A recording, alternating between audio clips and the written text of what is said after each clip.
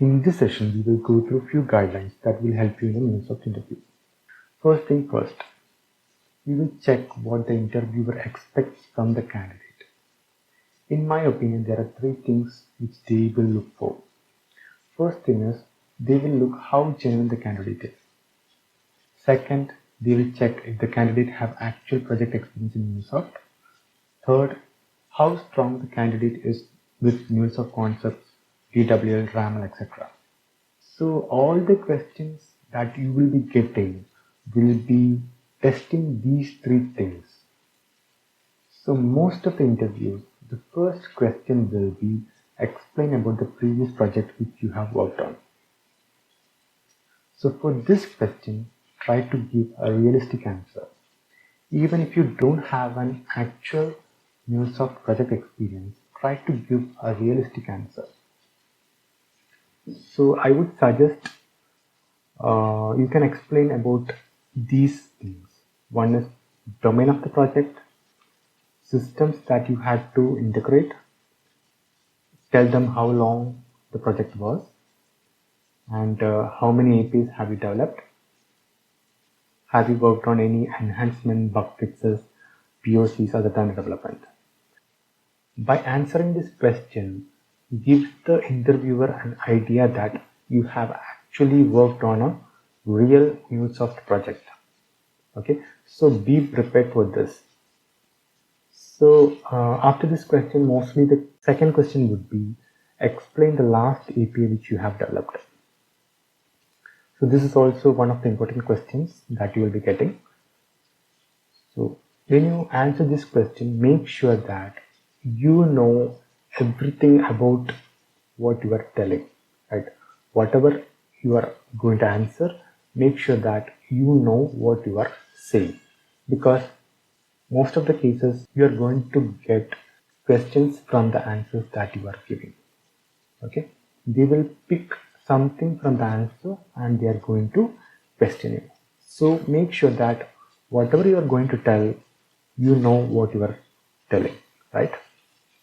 So for this question, try to explain each component of the API from start to end.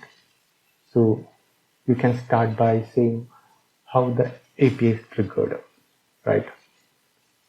Is it a scheduler or through HTTP request or through any other means?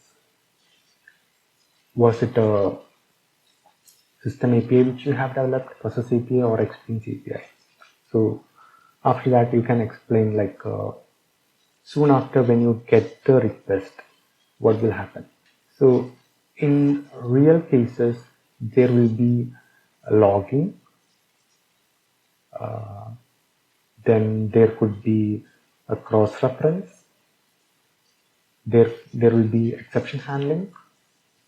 So try to explain everything in detail. So which component is doing what all did you do in this API? So in this API, if you had a for each, parallel for each, batch, or anything that is associated with the API. So if you are processing a lot of records, then you will have to use for each or batch or whatever it is. So try to explain that. So what kind of data you were trying to process? Is it a JSON, XML, whatever it is? Try to give idea on what you did with that API.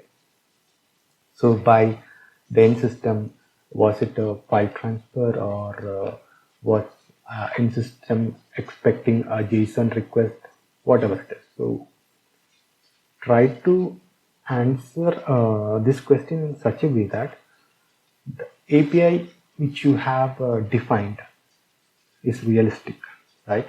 So prepare for this question as well, right? These two questions are going to be important. By the way, you answer these questions, the interviewer will get an idea how good the candidate is. Like if the candidate has a real project experience, is the candidate faking experience? So by these two questions, they will have a good idea, right? So once these questions are done, they should go to Mulesoft concept questions, right? They will usually start with DC questions in Mulesoft, like questions which are related to RAM, then different processing in Mulesoft like for each, parallel for each, batch, uh, error handling, auto discovery. These are just examples. So you have a lot of topics in Mulesoft. Even if you don't go through all the topics, make sure that you go through all the basic topics in Mulesoft. They may fire you with multiple simple questions. Once they feel like you are comfortable with it, then they might give you some advanced questions, right? Even if you don't answer the advanced question, it is completely fine, because even the experienced Mulesoft developer will not know everything about Mulesoft. So you can say, I have not worked on this concept, so I do not know this. Do not beat the bush and tell whatever you feel like saying, right? So once these questions are done, usually they will go into DataWeave questions. They will ask you to open DataWeave playground. So they will fire you some DataWeave questions. For example, say I have a payload with a JSON array having some object, and based on one of the field, I need to filter it. So they will say select all the objects which is greater than some number. This is just for example. So first thing, you need to understand what is the question. So if you don't understand, feel free to ask them what exactly they mean by the question. Once you understand the question, find out how we can solve the question. So in this case, we can use a filter. So when you show them the output, tell them what you are going to achieve. Okay. So even if the syntax is not correct, I would say that is fine, completely fine, because syntax you can easily get it from internet, right? So that is completely fine. The thing they will be looking for is how the candidate is approaching the problem. Do they have enough knowledge on DataWeave to approach the problem? So if you have the knowledge, and if you are able to tell them how we are going to approach this problem and how we are expecting the output, then I think we are good. So these are the key things you need to keep in mind while appearing for an interview. That's it. And best of luck for your interview.